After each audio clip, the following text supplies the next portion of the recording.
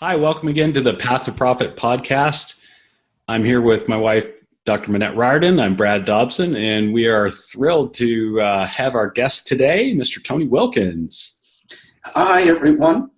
Welcome, Tony. Super excited to have you. And thanks for having me. I appreciate it. Yeah, it's our pleasure. So, Brad, I realized we were going to start with a quote, and I've lost my quote. So why don't you tell everybody about our upcoming summit, and I'm going to go grab the quote. Oh, yeah, definitely. So we are looking at September 23rd, 24th, and 25th here in lovely Santa Barbara. We want to see you. We want you as a creative entrepreneur. This is your chance to work on your business for 3 days. It's a business retreat. You're going to have a blast. You're going to sing. You're going to dance. You're going to create, dive deep into your business, your big why, where you're going, and you're going to get to stick your toes in the sand here in Santa Barbara. It's a beautiful place. Nice to get some beach time in September once the kids are back to school. Totally. And you'll have lots of markers and crayons. I've always got my bucket of markers and crayons. If you're watching on YouTube, you can see me. I'm surrounded by art. If you're listening to the podcast, just trust that you will have as many crayons and as much paper as you possibly want to play with at the Path to Profit Summit, not the podcast. And again, like Brad said, September 23rd to 25th here in Santa Barbara.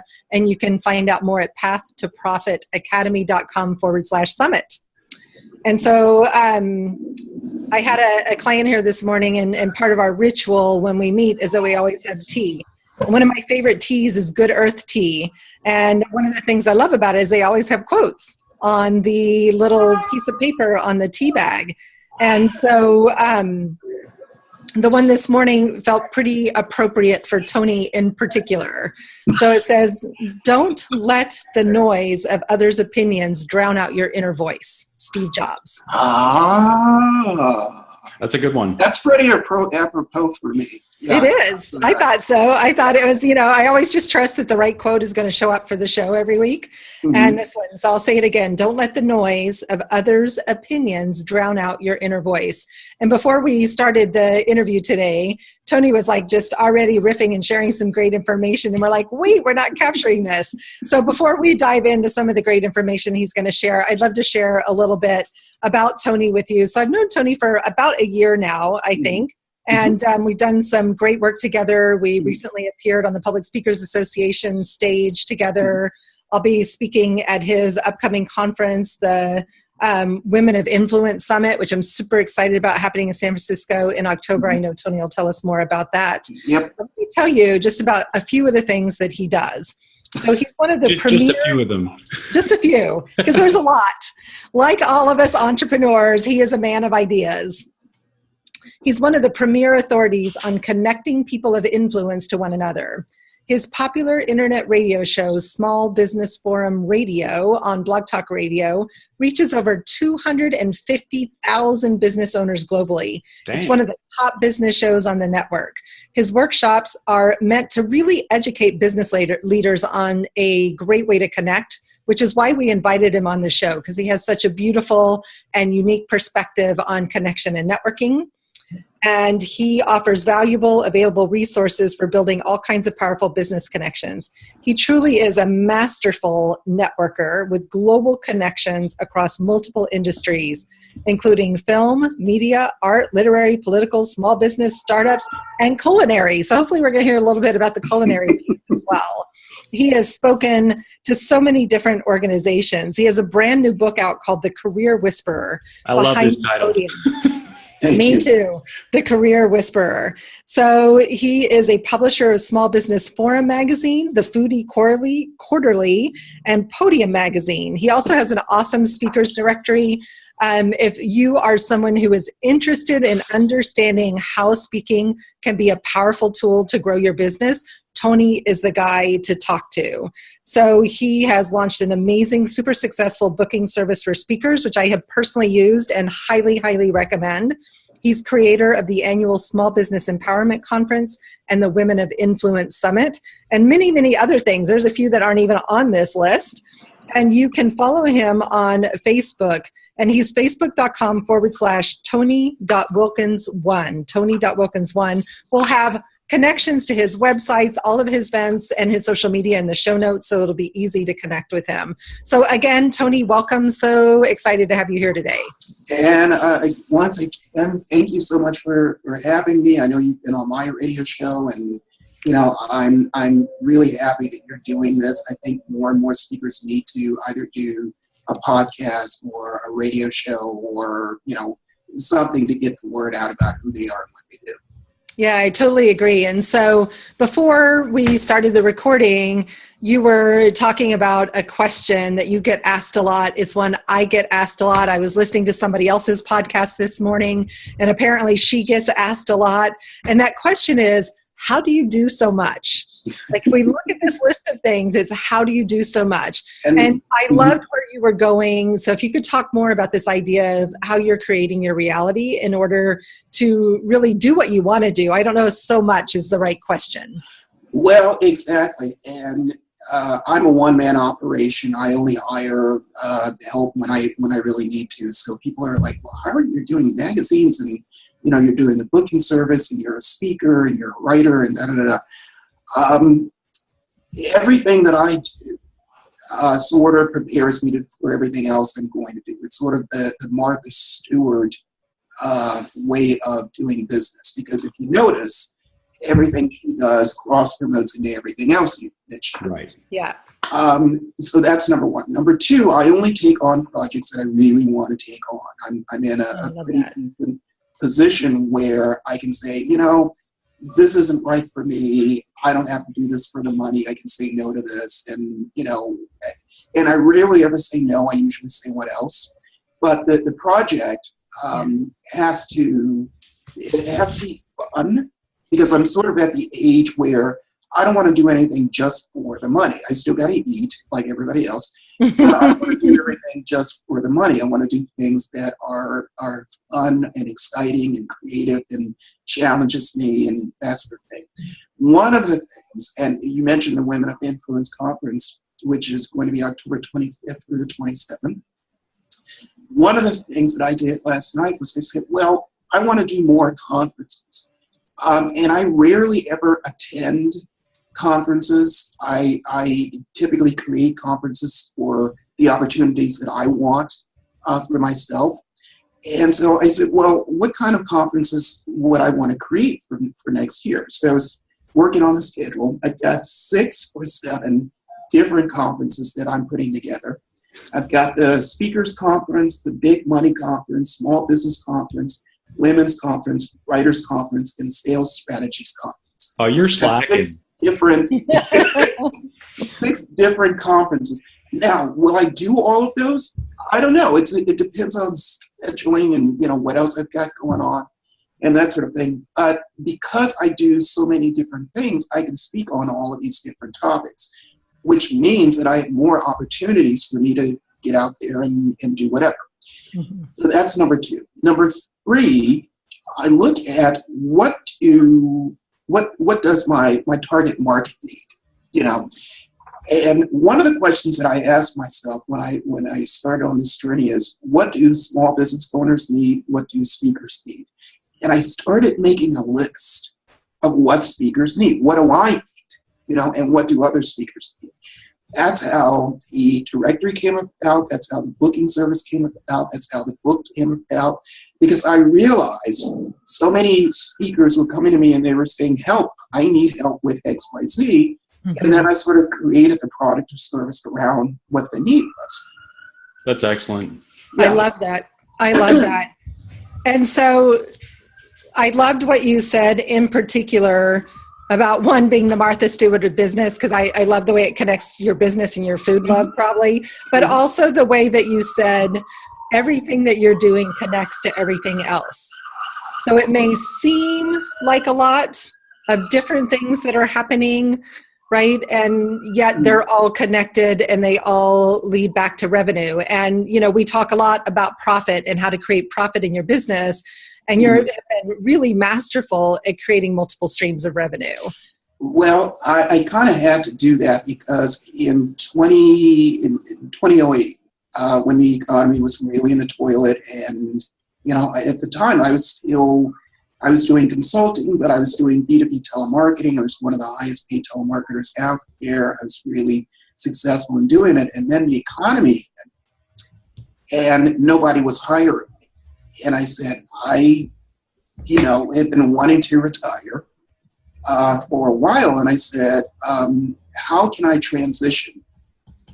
And that's when the idea for the booking service came out. I started doing more coaching and consulting, and I realized that I was going through so much of my money, and I said, I've got to figure out a way to generate multiple streams of revenue where I sort of create the product and service, and I manage it, but I don't have to do a lot of work with it. So it's residual income. So the books generate revenue. I've got 4 books that are out. The directory generates revenue. The booking service, everything that I do generates revenue. The radio show, which it's really difficult to monetize. Internet radio, I don't call it a podcast because advertisers don't spend money on podcasts, they spend money on internet radio. Plus, my radio show is a live broadcast. But figuring out how to generate revenue was a bit of a challenge. But I said, you know what, you've got to do it because we're going to go through another economic hit at some point. Sure. And you got to sort of prepare for it. Business is cyclical, life is cyclical. You got to prepare for it. You got to figure out what's your safety net. How are you going to make sure that if something does hit or when it hits, that you're okay? Mm-hmm. And Minette, you said something really interesting. Can you read that quote again? Because I really do want to address that. Sure, the one by Steve Jobs. And I got to find it's written on this tiny little tea bag piece of paper here. Okay. Okay, here we go. Don't let the noise of others' opinions drown out your inner voice by Steve Jobs. Okay.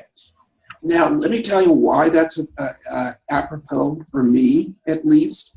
You mentioned the Public Speakers Association and the fact that we both spoke at it. Mm-hmm. And I have a multitude of different rules that I live by for doing business. One of them is I never give and I never accept unsolicited advice. What was interesting, and that keeps me out of trouble because when somebody comes to me with an issue, I will ask them, do you want me to listen or do you want to know what I think? Yeah. It keeps me out of trouble. Well, after my talk, which was really well received, I generate a lot of revenue, a lot of people, I'm working with them because of that opportunity, and I'm really grateful for it. But what was interesting is that a number of speakers came up to me and they said, you gave a really terrific talk. Can I tell you how to make it better? And my response is always the same. No, thank you. I appreciate it. A, because I've been doing this for over 30 years. B, I'm a perfectly imperfect speaker. What makes me good is that I don't try and sell anybody anything. What you see is what you get. And sometimes it's really terrific and sometimes not so great. But when I connect with the audience, I know I've done a good job. And if I connect with the audience and they get it, that's all I care about. So, when you read that quote, I said, ding, I hear that. And speakers have a tendency of coming up and just offering unsolicited advice when nobody asked. Mm-hmm. You know what I mean? And so that's the reason why, I when you read that, I said, that's a quote for the ages. I love that. I think that's great advice, even though you didn't offer it in the terms of, you didn't couch it in terms of advice, but I love that. I love that. I love the perfectly imperfect thing where you have the self-confidence and the self-knowledge to know that your way is working, and it may not be the be-all, end-all of quote, how to speak and how to sell from the stage. But you're making that connection, and the reason you're doing it is that it's coming from your heart and your gut. And and your head, whoever Tony is. And I see that with myself sometimes, where because I'm now in the land of digital marketing, and sometimes I'm writing with Minette's voice, and sometimes I'm writing with my voice, and sometimes I'm thinking, oh, maybe it should be this way. Whereas if I wrote it as Brad and got the natural funny part out, I might do better just connecting with myself, because I think when we do that, it flows so much more naturally, and people connect with that immediately. Well, and I really appreciate that. And if you notice, Minette, when I was speaking, I also did like little mini coaching sessions with people, and my talk was infinitely different from everybody else's talk, which is terrific. That's the way it should be. You notice that I didn't sell, really. I told people about these are the services, and I made my offer, and then I'm like, okay, if you're interested, I'm over here now. But what I noticed with a lot of speakers is that they have a tendency of, and I'm going off on a rant, I realize that. But what I realized was a lot of speakers they're very rah-rah, and you can make a lot of money, and you can, if you're not making a lot of money, then, you're doing something wrong, da-da-da. I'm more, I have a philosophy, and you know this because when you and I first started talking over a year ago, I asked you 2 questions. Yeah. I don't know if you remember what those 2 questions are. I do, and I'm glad you're going there. So okay. It's what do you need and how can I help you? What do you need and how can I help? Yeah. And the reason why I asked those 2 questions for a number of reasons. Number one, you cannot sell anyone anything until you know exactly what it is they need. Mm-hmm. And so by asking those 2 questions, I want to be able to really know how I can help the other person. And then what I tend to do is I say, well, you say you need more speaking engagements. Tell me a little bit more about that, because each product that I create has to be applicable to what their needs are. So they may not necessarily have the budget to do the booking service, but they can get the directory because it's only $169. Okay. Or if they are on a really, really tight budget, I'll say, well, you know what, get a copy of my book, So I'm selling them something that they need and they want, rather than what a lot of speakers do, which is to sort of one size fits all. If you're interested, come and, and talk to me and we'll sign you up, and it's going to be $10,000 and that sort of thing. And there's nothing wrong with that if that works. I say do whatever works for you. That's just not me. That's not how I built my business. So what it feels like that I love about this is that you're just meeting people where they're at, that you've created a variety of solutions for what people do need, and you're just meeting them where they're at. You're not asking them to stretch way beyond where they're really ready to go, and I appreciate that.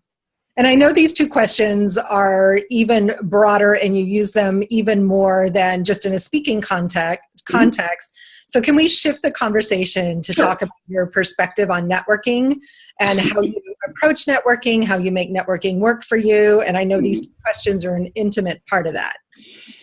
Yeah, and I'm happy you brought that up, because I get, given what I do and who I am, I'm pretty well known in the business community here in San Francisco. And so I get asked out to coffee and to networking events on a pretty regular basis.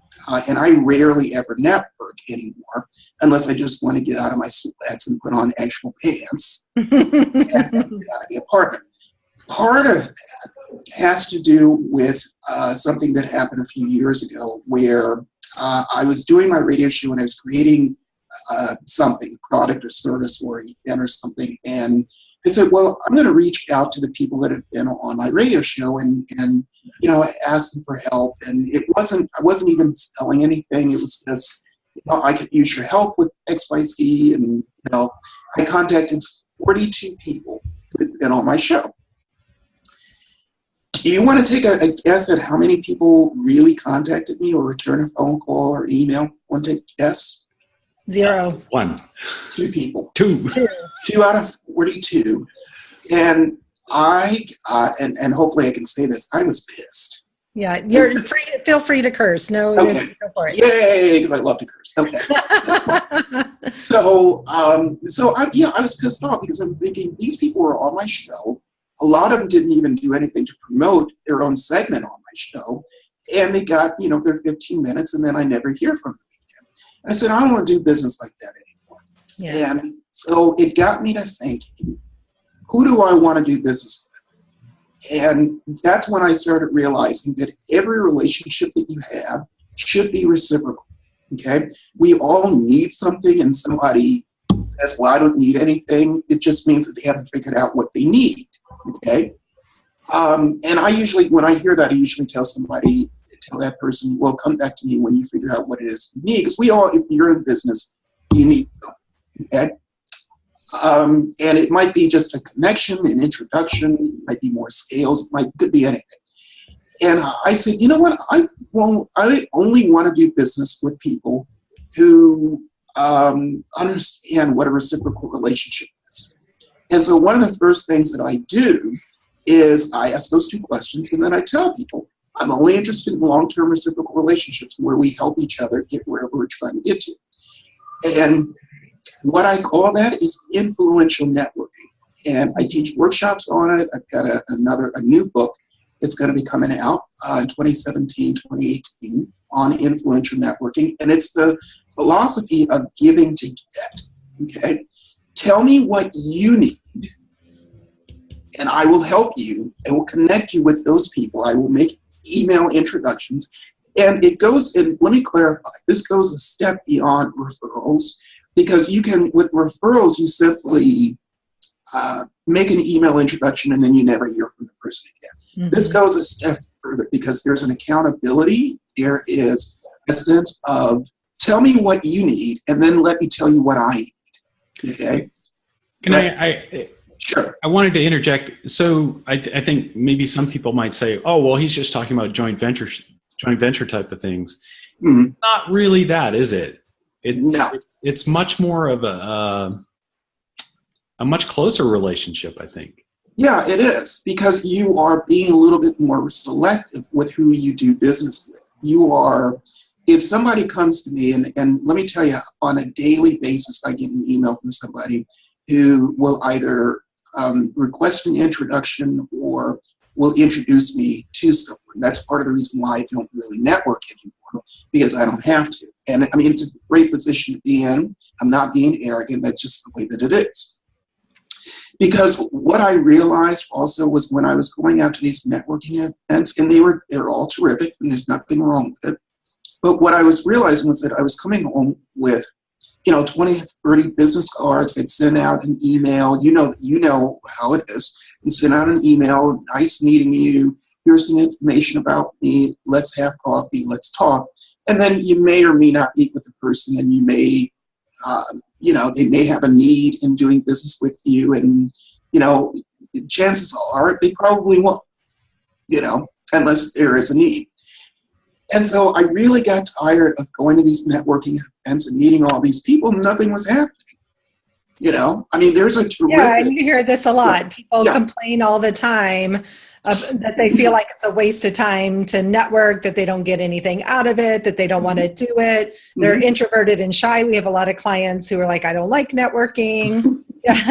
Tony's raising his hand if you're listening to the podcast. And actually, Brad is raising his hand. And I'm like, I love networking. I find it, successful, profitable. It takes work. And so the coffee meetings, I agree, they aren't always a useful expenditure of time, I guess we'll say. But so when you were out networking, how did you make that shift from just collecting all those cards and emails to having that different conversation, so that even if you are out in a new group of people, you are connecting with the ones that are going to take that first step towards building that reciprocal relationship? Well, I realized that those two questions were really powerful, because the more I asked them, and more often that I asked those two questions, the more people would, number one, they would stop and they would say, you know what, I really don't know what I need, because nobody ever asked me. Yeah, it's a great question. Think about it. And so usually when I'm out when I am networking, then I'll ask those two questions and, tell me about your business and, what do you need? How can I help? And let's figure out how we might be able to work together. And I'm really clear with them. I'm like, I'm only interested in reciprocal relationships. I don't really go to networking events. I'm really direct with them, because you kind of have to. Because I think that fearlessness is part of your success, right? Yeah. That you're crystal clear about what it is that you want and that you're super willing to give and you're incredibly generous, but only if that's going to come back. And you give first. Right? Lots of times we give first and nothing comes back, but I think you trust that it will come back. Well, and I'm glad you brought that up, because one of the other things I do is I listen. I listen and I pay attention to what the other person said. So, for example, there was an instance where, and I don't want to get in trouble with her, but I'll I'm full disclosure. Tanya Hoffman, who's the founder of Public Speakers Association, fantastic woman. We've been working together for well over a year.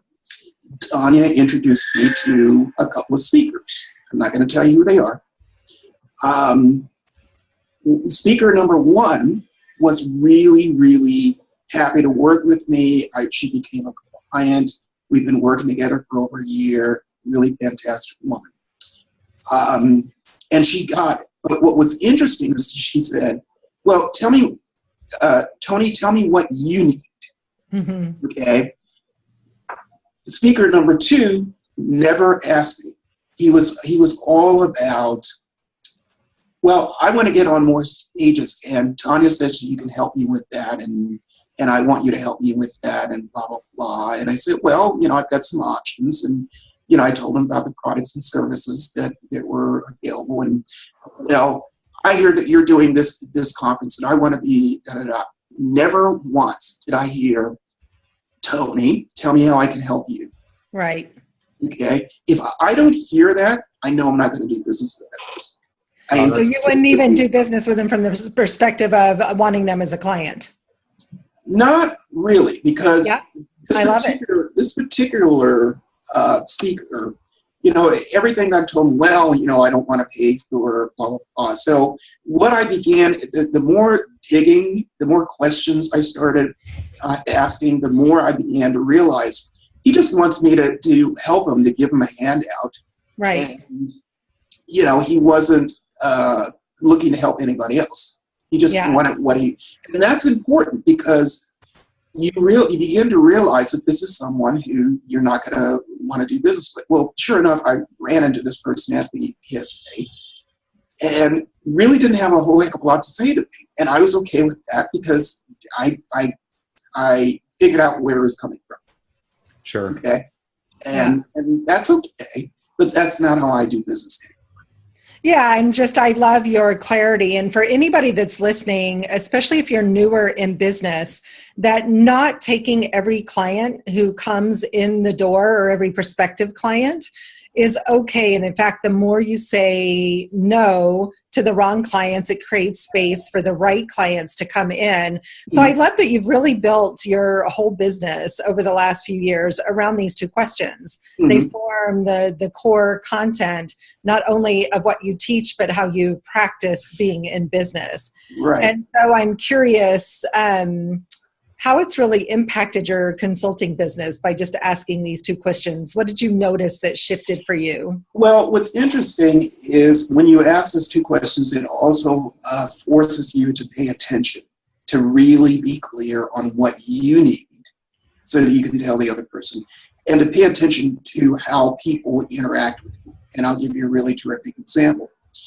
There was another speaker. I'm sorry. Because I feel like I'm gossiping. This is like landmines you're stepping through here. I know. These are your questions, Tony. These are your questions that we're asking here. That's okay, because full disclosure. I mean, it is what it is. Yeah. One of the rules that I live by is when somebody shows you who they are, believe them. And that's Maya Angelou, who I love. And what I began to realize by adopting that sensibility, what do you need, how can I help, is it teaches you to pay attention to how other people interact with you. What do they say? What do they do? Are they introducing you to other people?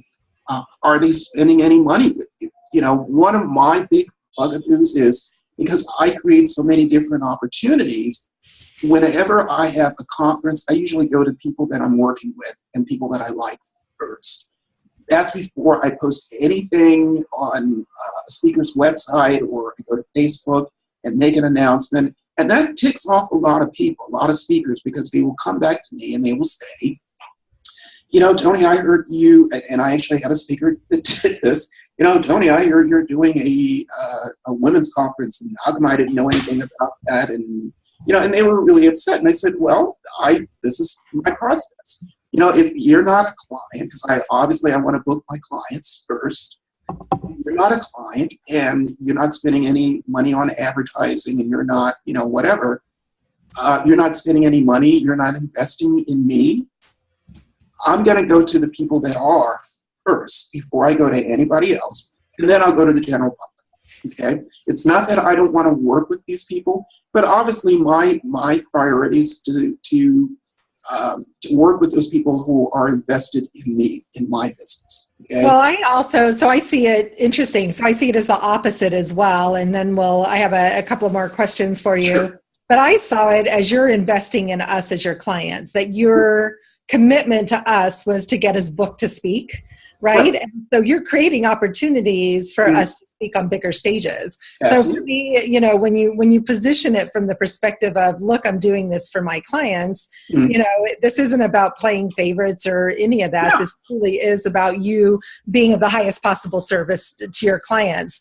But you said something earlier that I really loved, and I want every entrepreneur to hear. And it's that if you're in business, you need help. Yeah. So you're a solopreneur, we're couplepreneurs, but none of us does this really by ourselves, whether it's building reciprocal relationships, whether it's building referral partners, creating events, you know, hiring out for graphic design, whatever it is, we all need help.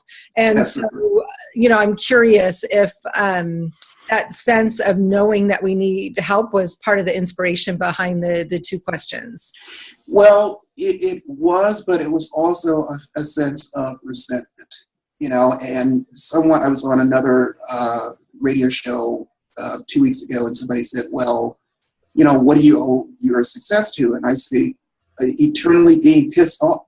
Because, you know, because what the story that I told earlier about, you know, the 42 people and that sort of thing, it really hacked me off, because these are people who were coming to me like this. You know, they had their hands, not many people see this, but, you know, they were coming to me with their hands out because they wanted their 15 minutes.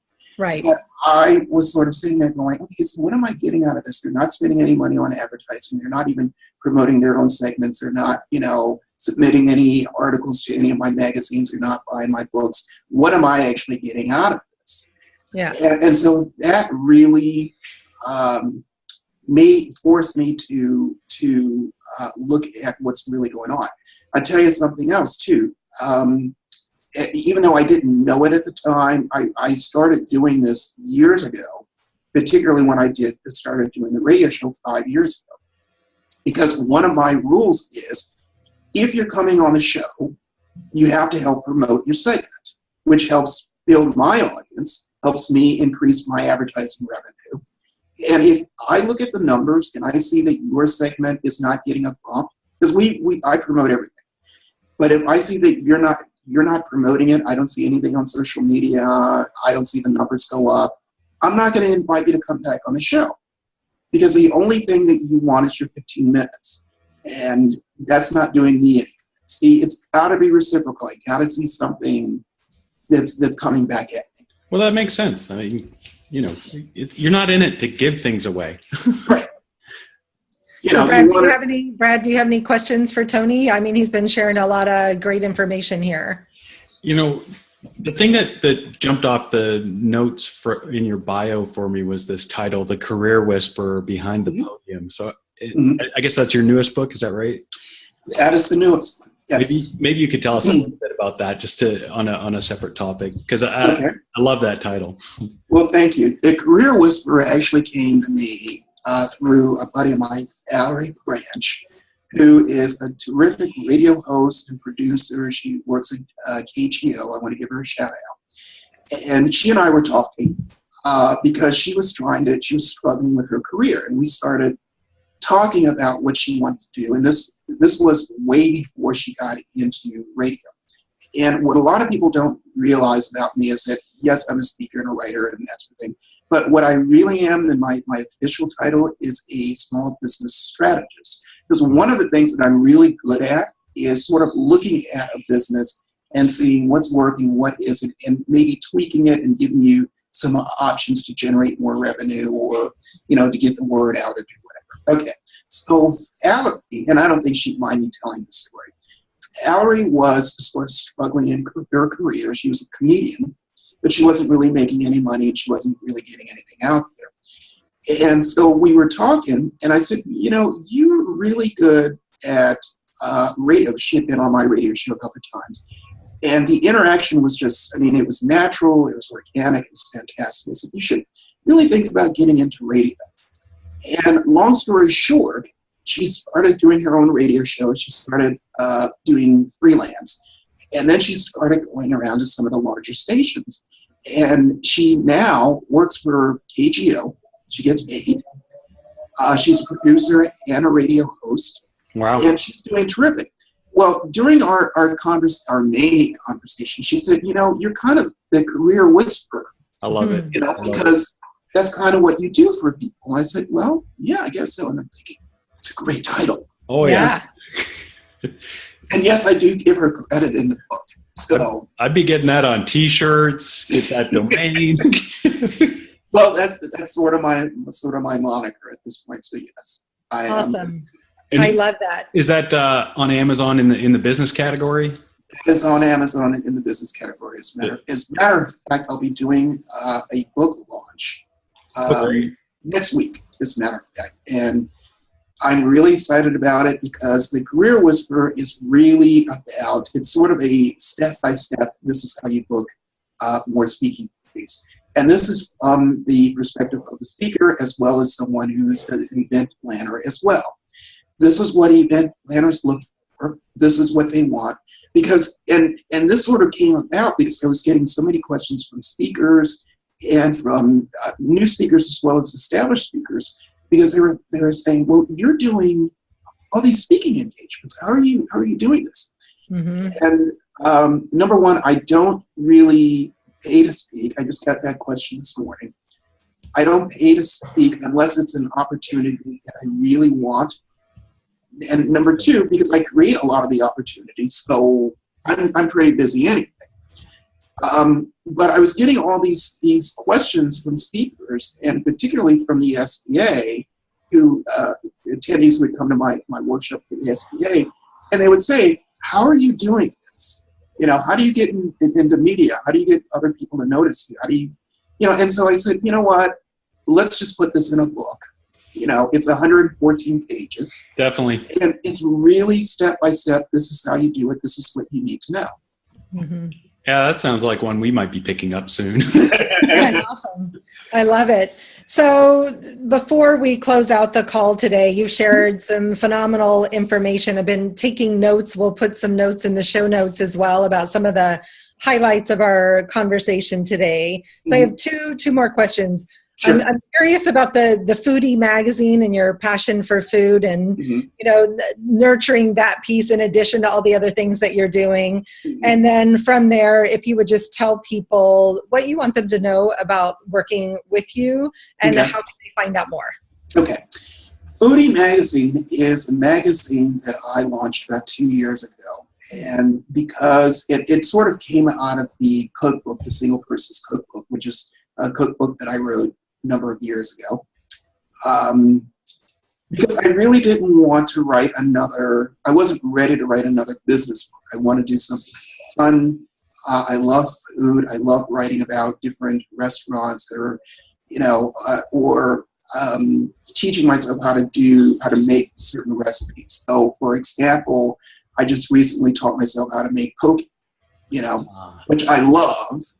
And part of the reason why I did that was because I was going to these grocery stores, and the poke was so expensive. And I said, well, I think I can do this. I kind of know what ingredients are here. And then I started doing some research. And I said, well, I want to tell people how to make, poke, or how to make their own pancake batter, how to from scratch, or how to do whatever. And then, we get restaurant reviews, or we do restaurant reviews. I just discovered a new restaurant, and this is how stupid I am. The restaurant opened 2 weeks ago, a block from my house. I never knew it was open. I was like, wasn't that a Chinese restaurant? And, because there's a grocery store right across the street, and I'm thinking, wasn't that a Chinese restaurant a couple of weeks ago? When did this open? And I went in because my local bartender told me about it, and I went in, and the place is fabulous. Great food.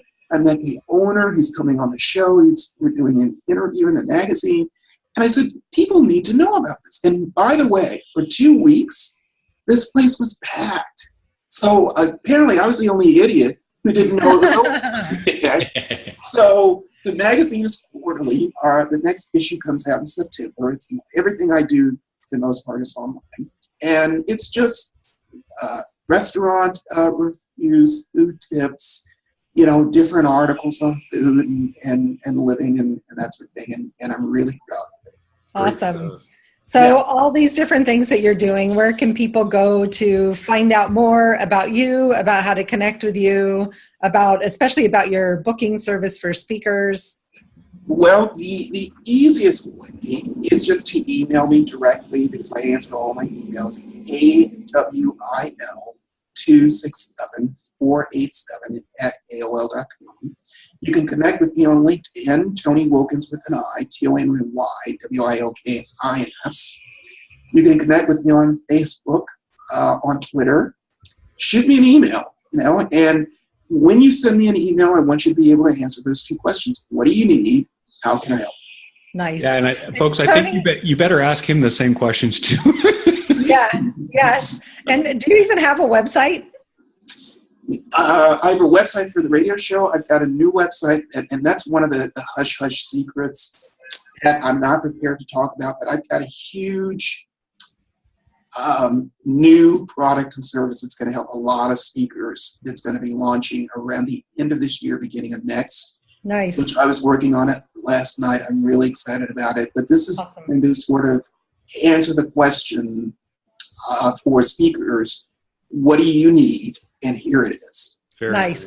Very nice. So we will make sure we put the link directly to Tony's email and his social media in the show notes, so it'll be easy to follow up with him. And just to share one more time, his email is AWIL, like Anthony Wilkins, and then the numbers 267-487 @AOL.com. Tony, you so much. Thrilled to have you. Love your commitment to serving others, but also your fierce commitment to receiving service, right? I think it's a piece that we all need to remember, that it's okay to ask for what we want. Leading service is step one, but being, pretty clear that, hey, I'm doing this so that it's the mutual reciprocity is pretty impactful. Absolutely. Unless you're running a nonprofit, I'm not running a nonprofit, and we can help each other, but you've got to tell me what you need, and I'm going to tell you what I need, and let's help each other to get wherever we want. And I'm just want to say one quick thing. We are all 6 degrees of separation from the next person who can help us get our job. So it behooves you to tell other people, I need help with X, Y, Z. Can you help me? And be really, really specific. This is what I need. That's excellent. Great stuff. Yeah. Thank you so much, Tony. Thank you so much for having me. I appreciate it.